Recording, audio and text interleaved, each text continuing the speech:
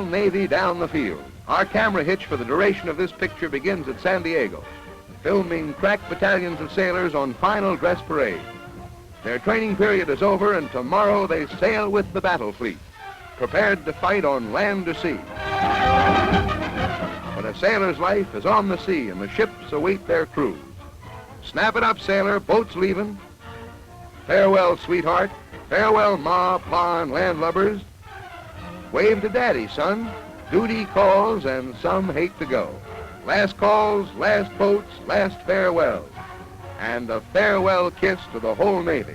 Get that launch going, sailor. Food supplies to haul aboard. Beef, tons of it. Fresh meat makes hearty seamen. And canned goods, hundreds of cases. More tons of bacon, and then hoist anchor. The big mud hooks are slowly hauled aboard. The winches drag in the mighty links as hammers test them for flaws. The anchor breaks water and is washed free of mud. Dirt is unwelcome on a battle wagon. Anchors away. Full speed ahead, and the Navy sails, obeying the orders of their ranking naval officers. They've ordered a war game, so away we go to a secret rendezvous with an imaginary enemy, thankful that it is only a game. A plane carrier to the right of us, dreadnoughts, cruisers, and sleek destroyers all around us. Keep your eyes open and film in your camera, our editor ordered, but our sailmates get other orders. Field day, which means clean ship for captain's inspection. The first duty after leaving port. Washing and scrubbing from bow to stern. Then a once-over with the holy stones for a finish. Sailors wear white, and in the Navy that means white, a combination of soap water and elbow grease. But all those odors from the galley. Sugared life rings, donuts to you landlubbers. No salt pork in this mess. The finest food is none too good for these defenders of the sea.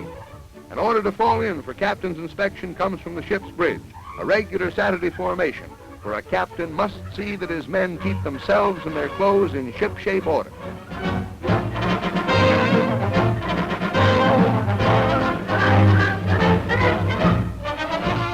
The Navy knows that all work and no play makes Jack Tar a dull boy. So we film a boxing match en route to our secret battleground.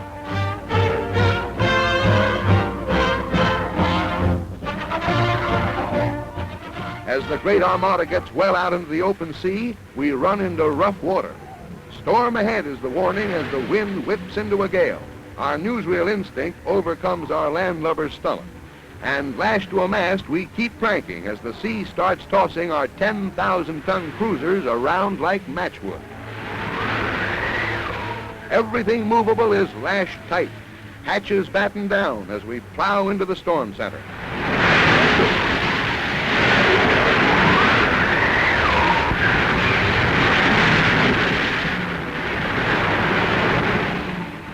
Tons of seawater threaten the ship's superstructure. Sailors working on deck fight to keep from being washed overboard. Every time the bow dives, the ships tremble from masthead to keel. The tremendous force of the sea can be a fearsome thing. Even old salts are unnerved in a storm like this.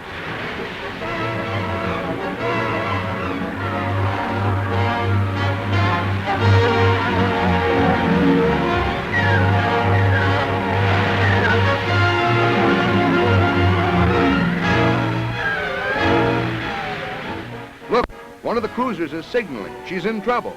The message says they've sprung some plates and she's beginning to leak, so the commander-in-chief orders the fleet to slow down. Ships have been known to break their backs in a sea like this and go down with all hands. And if this tie line around me and the camera gets much looser, the newsreel will be minus a swell picture.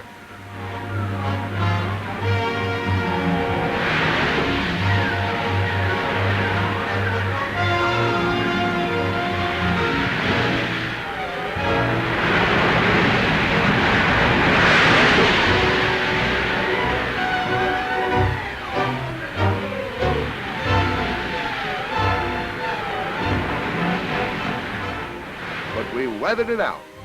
The captain said it was one of the worst storms the fleet has ever encountered, so these pictures should rate with the best. And now it looks like we've reached point X. Yes, there's the signal. Prepare for action. The theoretical enemy has been located, and the order to stand by to go to general quarters, which means be prepared to man all battle stations, sends every man in the fleet flying to his post. Another signal and the fleet obeys. Aviators climb into planes. Sailors man turrets, control rooms, fighting tops. Prizes for the best gun crews spur them on. Course is set. Full speed ahead, and a great fleet advances to meet the enemy. Endless days of training bear fruit now as each fighting unit speeds into formation. The atmosphere is tense with excitement as the aircraft carriers, far in advance, release their battle planes to reconnoiter, engage the enemy, and report back to the commander-in-chief the full force and position of the opposing fleet, a new and valuable aid in sea fighting. Battleships catapult their planes to join in the attack.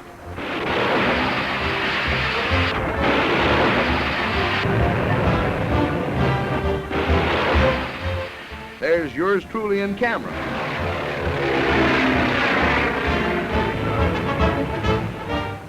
The fleet slowly moves into position as the formidable air squadron protects it from the sky.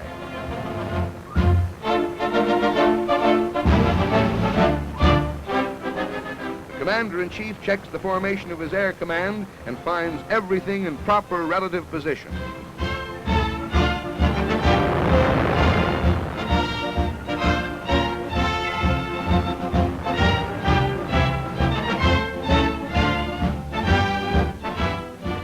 Signals again and ships turn into the firing line.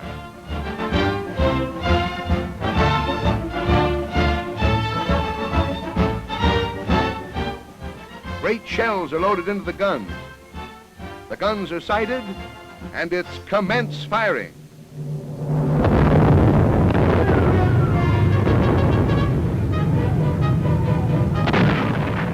Torpedoes speed on their path of destruction. Undersea prowlers submerge as the captain peers through his periscope. Close to the enemy, the torpedoes are sped on their way. The captain checks a hit. Light cruisers loose their torpedoes at the submarines, while fast destroyers drop their deadly depth bombs, fatal to a sub within 200 feet. Destroyers are the greyhounds of the sea.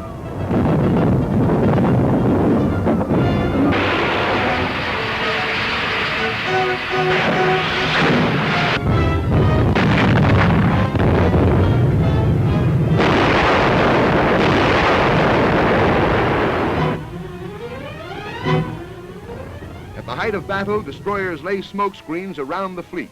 This helps to protect the heavier ships from submarine attack and permits them to continue their pounding of the enemy with heavy guns. Overhead, the battle planes zoom and swoop down in a power dive and drop a deadly load of aid. A direct hit.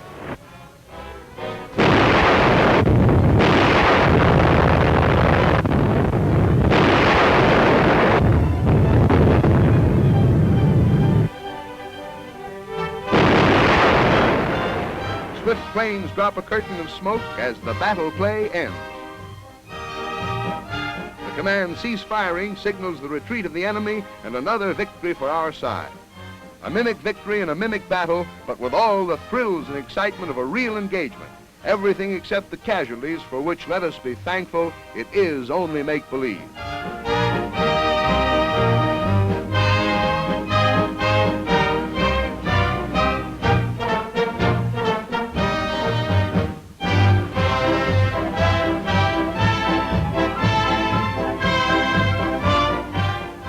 There's a picture for your newsreel, Mr. Editor.